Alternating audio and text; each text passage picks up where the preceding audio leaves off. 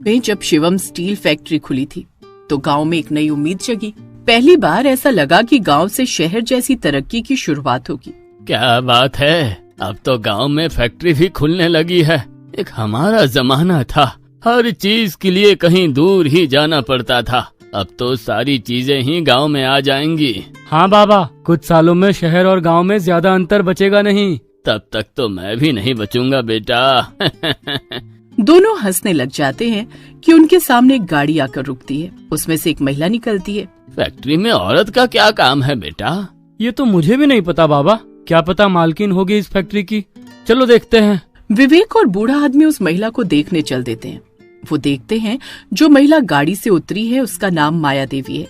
वो एक पढ़ी लिखी महिला है और वो अपने पति शिवदत्त के साथ फैक्ट्री में नौकरी करने आई है। ये माया नौकरी क्या करेगी यहाँ? बाबा सब्र रखो, अभी वो बताएंगे। गांव के और लोग भी इकट्ठा हो जाते हैं। फैक्ट्री का उद्घाटन शुरू हो जाता है। शिवदत्त सारे गांव वालों के सामने अपना और अपनी पत्नी का परिचय देता है। मेरा नाम शिवदत्त है। हमने यहाँ फैक्ट्री खोली है ताकि आपकी जो भी वेल्डिंग कराने का काम हो वो यहीं से हो सके। कृपया हमारा साथ दे, इसमें ही सबकी भलाई है। और ये जो मेरे साथ खड़ी हैं, इनका नाम है माया। ये मेरी पत्नी है और यही है जो वेल्डिंग का काम करेंगी। माया का नाम सुन सब चौंक गए।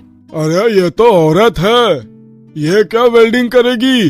वो तो अब वक्त ही बताएगा कि ये क्या कर सकती है। लेकिन माया को वेल्डिंग का अच्छा अनुभव था, इसलिए उसको शुरुआत में लोगों के बोलने पर ज्यादा फर्क नहीं पड़ा। वो चुपचाप अपने काम पर ध्यान देती थी। एक दिन दो लड़के उसके पास वेल्डिंग करवाने आए। यहाँ आप ही वेल्डिंग करती है ना? हाँ जी, मैं हूँ वेल्डिंग करने वाली। बताओ आपको क्या करवाना है, मैं अभी करके दे देती हूँ। हमें अपनी साइकिल में वेल्डिंग करवानी है। मुझे बस 2 मिनट दे दो, मैं अभी करके देती हूँ।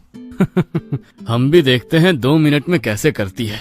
माया सब सुन रही होती है लेकिन कुछ बोलती नहीं है। और जैसे ही वो वेल्डिंग करना शुरू करती है, प्रिंस और आयुष हैरान हो जाते हैं क्योंकि एक महिला लोहे और आग से खेलने वाले काम में है और वो इतना अच्छा काम भी कर रही है। मुझे माफ करना, मैंने ऐसे ही मजाक में उल्टा बोल दिया आपको।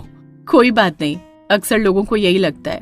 और बहुत जल्द ही माया अपने हुनर से सबका सम्मान पाने लगी। माया की वेल्डिंग अद्भुत थी। बिना गड़बड़ी, बिना गलती वो एक ही बार में सब अच्छा कर देती थी। ऐसा लगता था मानो मशीन खुद उसके इशारे पर काम करती थी।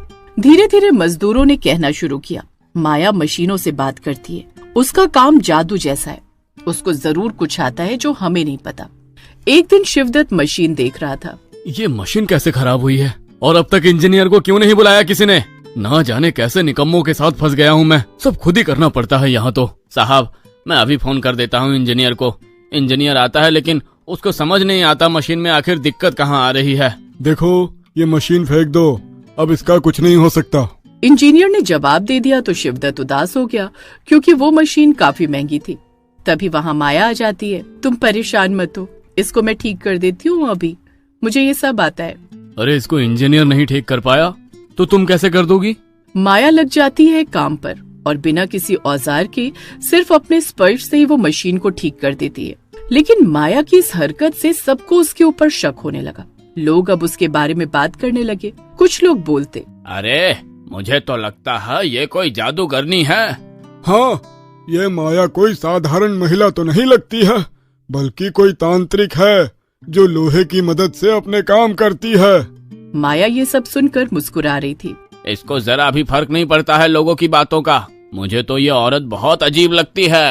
एक रात फैक्ट्री में मजदूरों ने चीखें सुनी। जब लोग दौड़कर पहुंचे तो देखा सुपरवाइजर शिवदत्त गायब था। माया वहीं खड़ी थी, शांत चेहरा। क्या हुआ मालिक, कहाँ गए? सब चिल्ला क्यों रहे हैं और मैडम कुछ बोल क्यों नहीं रही हैं? शिवदत्त के पास पड़ा था एक धातु का पुतला जो इंसानी आकृति का था। उसमें शिवदत्त का चेहरा झलक रहा था। ये पुतला कहाँ से आया? पहले तो नहीं था और ये मालिक जैसा क्यों माया ने धीरे से कहा, ये शिवदत्त ही है, अब वो लोहे का हो गया है, मेरा सच्चा जोड़। इसको सब पता चल गया था, ये मुझे मशीनों से दूर करना चाहता था। मालकिन होश में आइए, ये सब आप क्या बोल रही हैं? माया कुछ नहीं बोलती है और वहाँ से चली जाती है। उसी रात फैक्ट्री में आग लग जाती है और 12 मजदूर मारे जाते हैं। अरे ये सब क्या हो गया? फैक्ट्री में आग कैसे लग गई? इतने लोग एक साथ मारे गए। अरे लेकिन माया कहाँ गायब हो गई है? मैंने तो पहले ही कहा था, वो औरत बहुत अजीब है। माया गायब हो गई होती है और उसकी लाश नहीं मिलती है। अब ये फैक्ट्री किसी काम की नहीं रही, इसकी सारी मशीन तो जल चुकी है।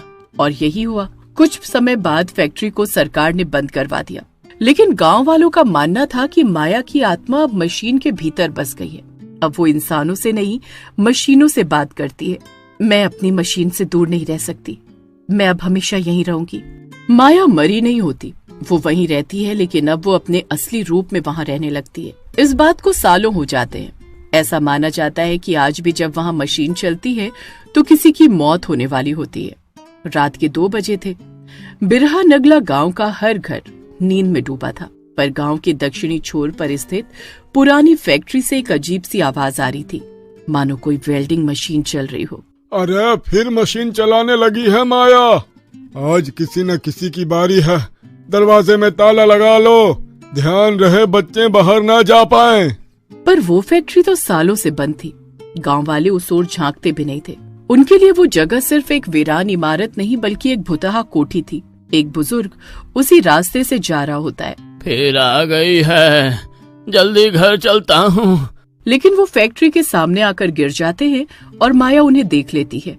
चलो, आज तेरा नंबर है। नहीं, मुझे जाने दो, मैं गलती से यहाँ पहुँचा। तू भी बनेगा मेरा पुतला। माया उस बुजुर्ग को ले जाती है और वहीं बंद करके उनके ऊपर वेल्डिंग मशीन चला देती है। लोग अब समझ जाते हैं। वो अक्सर कहते, जिसने भी फैक्ट्री में कदम रखा वो लौटा नहीं। पर नए जमाने के लोग इन बातों को अंधविश्वास मानते थे। उन्हें क्या पता था कि कुछ मशीनें इंसानों से नहीं, आत्माओं से चलती हैं। समय बीतता गया और 2023 आ गया।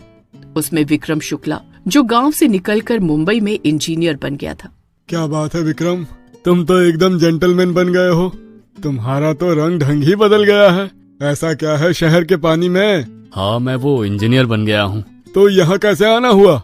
वो अपने दादाजी की मृत्यु के बाद गांव लौटा हूँ। उनकी जमीन पर जो फैक्ट्री है, वहाँ इस समय फैक्ट्री की जमीन पर रिजॉर्ट बनाना चाहता हूँ। तुमने उस फैक्ट्री की हालत देखी है? चलो, मैं तुम्हें ले चलता हूँ। जब उसने फैक्ट्री की हालत देखी तो सोचा, हाँ, लग तो रहा है ये कबाड़, लेकिन ये करोड़ों का बिक सकता है। गांव वालों ने उसे समझाया। आखिर सारे गांव वालों ने अपनी आंखों से देखा था माया का दृश्य। तो विक्रम के दादाजी के दोस्त ने विक्रम को समझाने का सोचा। बेटा, तुम्हारे दादा भी अगर होते तो मना करते। मेरी बात मानो, उस जगह मत जाओ बेटा, वहाँ माया की आत्मा है। आत्मा नहीं, यहाँ सिर्फ लोहे और चांदी की गंध है। अगली रात वो अकेला टॉर्च और औजार लेकर फैक्ट्री में घुस गया। जैसे ही उसने वेल्डिंग यूनिट नंबर 17 के पास कदम रखा, मशीन अपने आप चालू हो गई। अचानक एक औरत की परछाई दीवार पर उभरी। वो माया थी। झुलसा चेहरा। तू जोड़ने आया है क्या?